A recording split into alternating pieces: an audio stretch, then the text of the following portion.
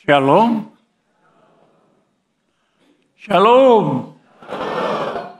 Puji Tuhan. Dalam kitab Kejadian pasal 1, 2, dan 3, betapa baik Tuhan menciptakan manusia dan ditempatkannya di Taman Eden. Semua manusia boleh makan gratis apa saja yang ada di Taman Eden. Hidup nyaman, terpelihara.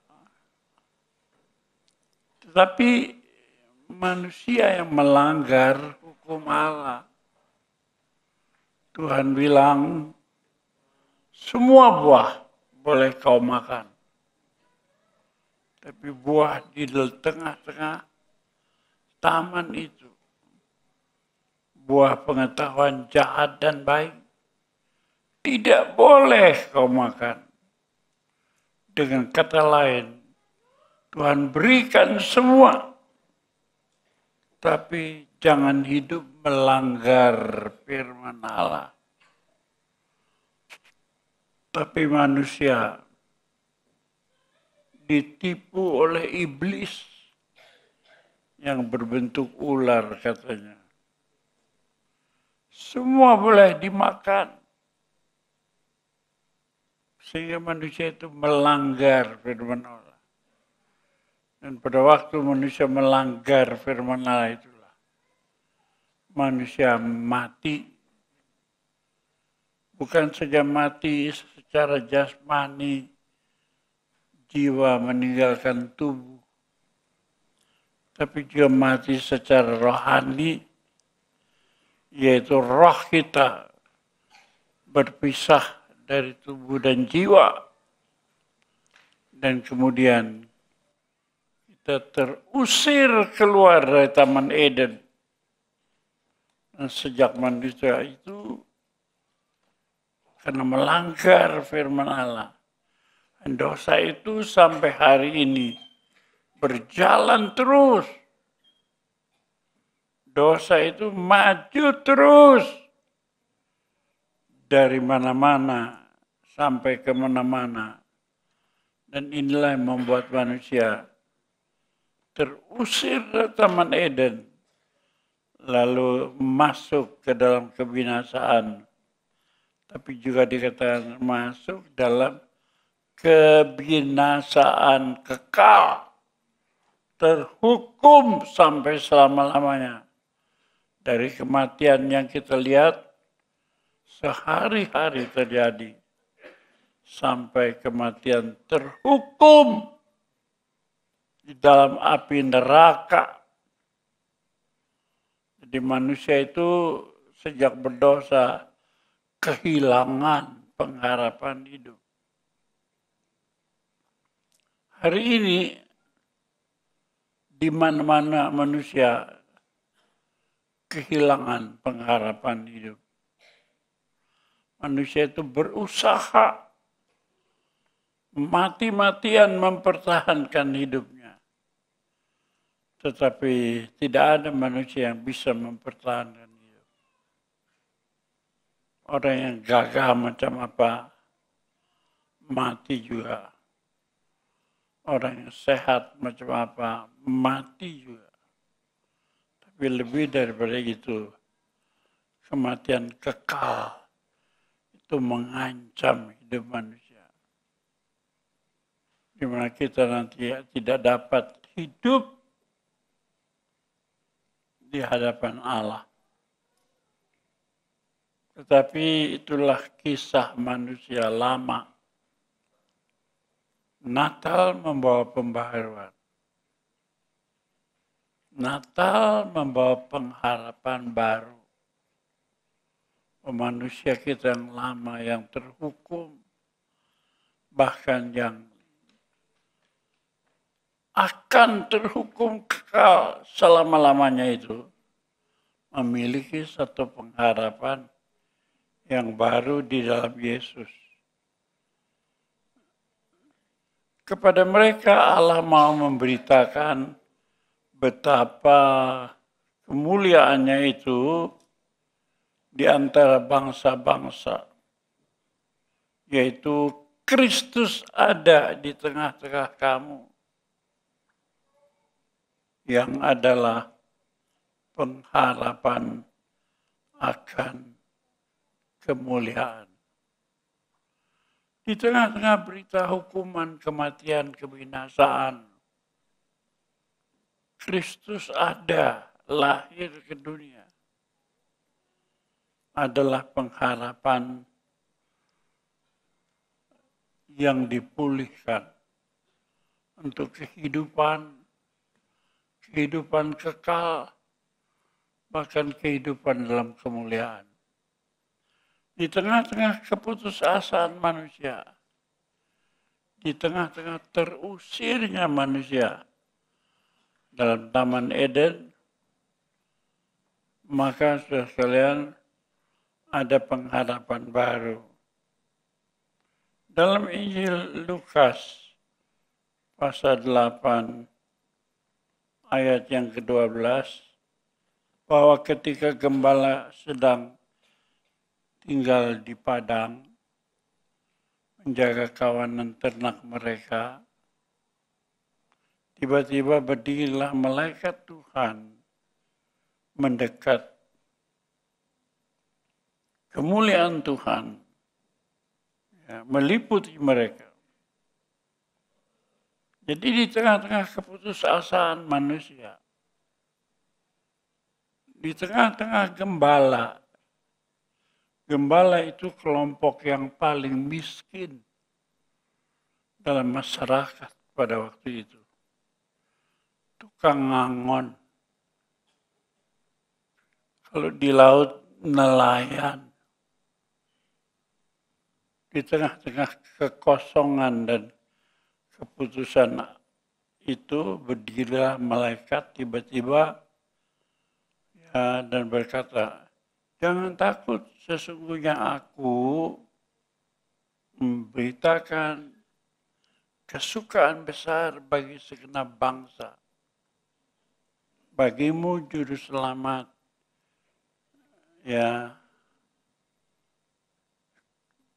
di kota Daud akan lahir bagimu juru selamat. Di tengah-tengah keputusasaan manusia, sampai detik ini kita melihat ibu meratap karena anaknya yang mati. Anak meratap karena orang tuanya mati. Semua orang menangis karena kematian orang yang dikasihinya. Itulah hukuman atas manusia. Tapi Alkitab mencatat karena dosa, maka semua manusia itu mati dan akan terhukum dalam hukuman yang kekal. Di manakah lagi ada pengharapan manusia? Di tengah ketiadaan pengharapan manusia. Siapa yang tidak menangis kalau keluarganya meninggal dunia? Siapa yang tidak menangis ketika orang tuanya yang gagah tiba-tiba terdengar jatuh dan kemudian meninggal dunia? Inilah ketiadaan pengharapan dalam hidup manusia. Tapi tiba-tiba ada berita, jangan takut. Sesungguhnya aku memberitakan kepada kamu kesukaan besar. Telah lahir bagimu juru selamat di kota Daud. Jadi mulai satu pengharapan itu untuk hidup kita yang dipulihkan oleh Allah itu ketika ada berita telah lahir di kota Daud. Di Bethlehem lahir seorang anak yang terbungkus dengan kain lampin, terbaring di dalam palungan. Baju tidak punya, cuma ada lampin. Rumah tidak punya, ada di dalam palungan itu adalah bagian dari kandang binatang. Jadi kalau rumah orang zaman dulu di Israel, di bawah itu ada kandang binatang. Ya, di atas itu hotelnya, tempat penginapannya. Di situ tempat penginapan, di bawah kandang binatang. Tapi tiba-tiba ada berita di kandang binatang, di dalam palungan, tempat makan rumput binatang-binatang, kuda-kuda, keledai-keledai di bawah kolong itu. Ya, disitulah tandanya kamu akan berjumpa juru selamat, seorang bayi dengan terbungkus lampin, terbaring dalam palungan. Ini permulaan daripada pemulihan pengharapan manusia untuk bisa hidup kekal. Tadinya habislah oleh karena dosa kita ini terhilang dari pengharapan kita, terhukum. Tapi ada berita kelahiran Yesus sebagai juru selamat, ya, sehingga hari ini kita melihat kelahiran Yesus sebagai titik pangkal pemulihan manusia. Bahkan bagi orang percaya bukannya pemulihan rezeki, nasib, enggak. Pemulihan segala-galanya. Pemulihan hidup yang kekal. Tetapi sekarang pemulihan itu tidak terjadi secara otomatis. Enggak. Sebab dalam kitab Kejadian itu dikatakan bahwa pertama ya Allah menciptakan langit dan bumi. Tapi langit dan bumi itu kalang kabut, kegelapan menguasainya. Dan gelap itu melayang-layang di atas permukaan laut, permukaan air. Sampai waktu itu dikatakan roh melayang-layang di atas permukaan air itu. Dan roh Allah itulah yang menciptakan sesuatu menjadi indah. Karena ingat, bukan semua orang Kristen langsung selamat masuk surga. Enggak. Ini bahayanya orang beragama. Saya sudah berjalan dari Sabang sampai Merauke. Saya sudah berjalan dari Pulau Jawa sampai di Nias. Ya, sampai di mana-mana tempat. Orang pikir kalau menjadi Kristen itu pasti masuk surga. No! Nonsense! Sampai roh itu bekerja dan berkata, jadilah terang. Jadi sekarang di dalam hati manusia itu, sekalipun dia Kristen, kalau kegelapan itu masih ada, percabulan masih ada, persundalan masih ada, keserakahan masih ada, rentenir masih ada. Bukan itu keselamatan. Sampai Roh Kudus bekerja dalam hati manusia dan menciptakan, jadilah terang. Nah, sekarang dalam hidup kita sehari-hari, pikirkan, sudah adakah Roh Kudus itu bekerja dalam hati kita Sehingga ada Allah menyatakan, jadilah terang.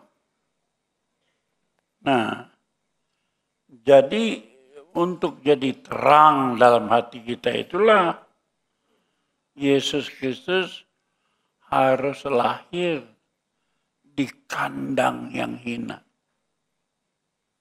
Mana kandang yang hina? Hati kita yang jahat, yang penuh dosa, penuh percabulan, penuh persundalan.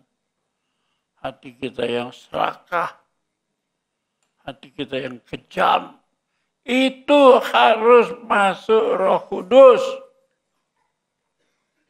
Roh itu yang harus menciptakan perkara-perkara untuk kita bisa hidup. Jadi sedihnya, ya, saya membangun gereja sudah 67 macam. Dari Pulau Jawa ini sampai Jawa Tengah, sampai ujung Kalimantan, Timur, Barat, Utara, sampai di Nias. Tapi yang saya sedih adalah banyak orang mengira jadi Kristen itu pembawa selamat. Tapi yang benarlah kelahiran baru tatkala kita penuh dengan Roh Kudus. Itulah yang membawa pengharapan baru. Dan itu sebabnya hari ini hari Natal. Kalau Natal itu sungguh-sungguh merupakan pembaharuan dari Allah, bukan cuma tradisi Kristen, bukan. Tapi satu kelahiran baru, di mana mulai ucapan Allah, jadilah terang dalam hati manusia, dalam hidup manusia. Dan itu Roh Kudus yang mengerjakan dalam hati kita. Sebelum Roh Kudus memulai pekerjaannya, maka tetap kegelapan menutupi muka bumi. Jadi Allah Roh Kudus memulai pekerjaannya, kalau terang Allah itu dari Roh Kudus masuk dalam kehidupan kita. Nah inilah pengharapan baru bagi setiap orang. Alkitab berkata, semua orang telah berbuat dosa dan telah kehilangan kemuliaan Allah. Dan upah dosa adalah maut. Ya. Sampai dia dalam neraka. Jadi itu nggak ada ampun. Bagaimana dan siapa yang bisa melepaskan manusia dari maut dan hukuman neraka? Syukur ada berita hebat. Natal. Yesus lahir ke dunia ini menjadi juru selamat. Dialah yang bisa membawakan pengharapan baru untuk umat manusia yang dalam keadaan putus asa dan terhukum itu. Saudara, siapa yang tidak pernah kehilangan orang tuanya meninggal? Ibunya meninggal. Kekasihnya meninggal. Bahkan kemudian diratapi, ditangisi.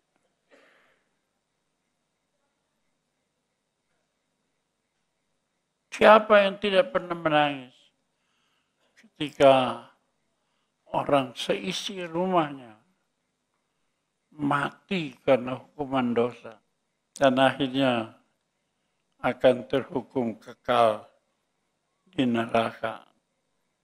Nah sekarang ada satu orang namanya Yesus yang memberi pengharapan baru Ini perkataan pengharapan memiliki arti pengharapan yang baik akan terjadi besok. Yang baik akan terjadi apabila kita menerima Dia yang memberi pengharapan itu. Ini terjadi di tengah-tengah kita oleh keyakinan iman.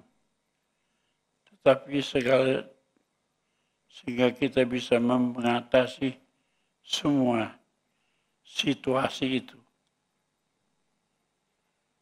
Haleluya! Sebagai pembawa pengharapan baru, Yesus tidak berada dari kita, dari tengah-tengah kita. Yesus bukan lahir dari anak cucu kita, bukan. Yesus tidak lahir dari darah daging kita manusia yang berdosa. Yesus harus datang dari yang kudus.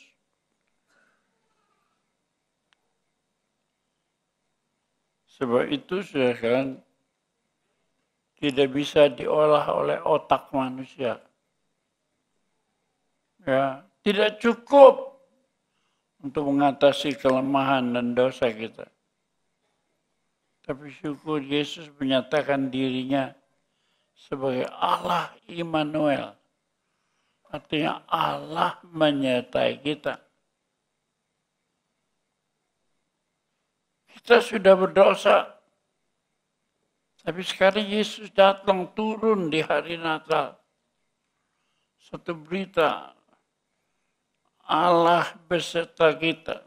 Pertama-tama melalui kelahirannya sebagai juru selamat manusia. Yang kita peringati setiap hari Natal. Tapi kemudian selanjutnya Yesus tidak lahir dan tidak kelihatan, tidak bisa dijamah pada hari Natal ini. Enggak. Kecuali kalau Roh Kudus diam dalam hati kita. Ketika kita memuja Dia, mengasihi Dia, berdoa kepadanya, menyerahkan hidup kepadanya. Yang menjadi pertanyaan, apakah tiap kita sungguh-sungguh berdoa kepadanya? Apakah setiap bapak berdoa dalam rumah tangganya kepada Tuhan Yesus? Apakah setiap suami berdoa untuk istrinya dalam Roh Kudus yang diberikannya kepada kita, yang diam di dalam hati kita? Dalam Ibrani 6 ayat 19 dan 20, pengharapan itu adalah sauh kuat, jangkar yang kuat bagi jiwa kita. Kalau sudah hidup tanpa pengharapan, maka hidup itu menyedihkan di atas muka bumi. Untuk cari makan juga nggak bisa ada pengharapan. Untuk kesehatan tidak ada pengharapan. Tapi kalau kita sudah pengharapan itu adalah sauh bagi jiwa kita yang sampai ke belakang telah masuk sebagai bagi kita. Menurut Melkisedek menjadi imam selama-lamanya. Dalam Alkitab dinyatakan Melkisedek imam besar, yaitu gambaran Yesus Kristus yang menaruh pengharapan dalam hidup kita selama-lamanya. Pengharapan itu tidak sia-sia. Sebab yang berjanji itu Allah. Dan Allah tidak pernah berdusta. Bilangan pasal 23 ayat 19, Allah bukanlah manusia yang berdusta. Allah bukan anak-anak manusia sehingga ia dapat menyesal. Firman-Nya tidak berbicara tentang kematian, tapi dia dapat menepati janjinya.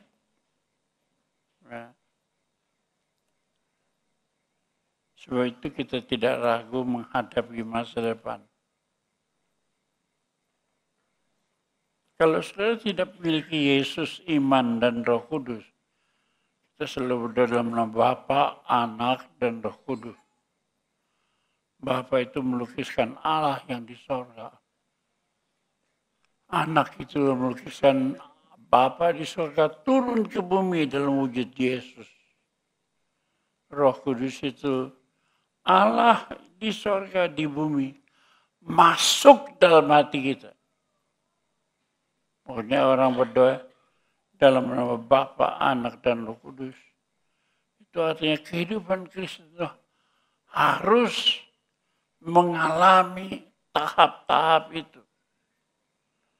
Tahap di mana kita percaya dan tidak melihat Bapa. Tahap di mana kemudian menjadi anak. Kita percaya Tuhan Yesus. Dan kemudian tahap di mana Roh Kudus tinggal diam dalam hati kita dan mengerjakan kebenaran sehingga kita hidup berkemenangan. Tahap 1 banyak di dalam gereja. Tahap 2 pun banyak. Tapi tahap ketiga, di mana Roh Kudus bekerja dalam hati dan mengerjakan kebenaran dalam hidup kita. Karena itu marilah kita tidak pernah ragu bahwa kita menerima janji Allah. Ya. Kalau kita sungguh-sungguh menerima janji Allah, jangan percaya orang Kristen masuk surga. Jangan percaya Kristen masuk surga. Tapi orang mengalami tahap percaya Bapa, Anak, Roh Kudus tetap tinggal di dalam hati kita. Maka kita akan hidup berkemenangan. Kita dapat mengucapkan Selamat Hari Natal tahun 2024. Selamat Tahun Baru 2025. Bahkan kita menatap hari depan dengan iman dalam nama Tuhan Yesus Kristus. Amin.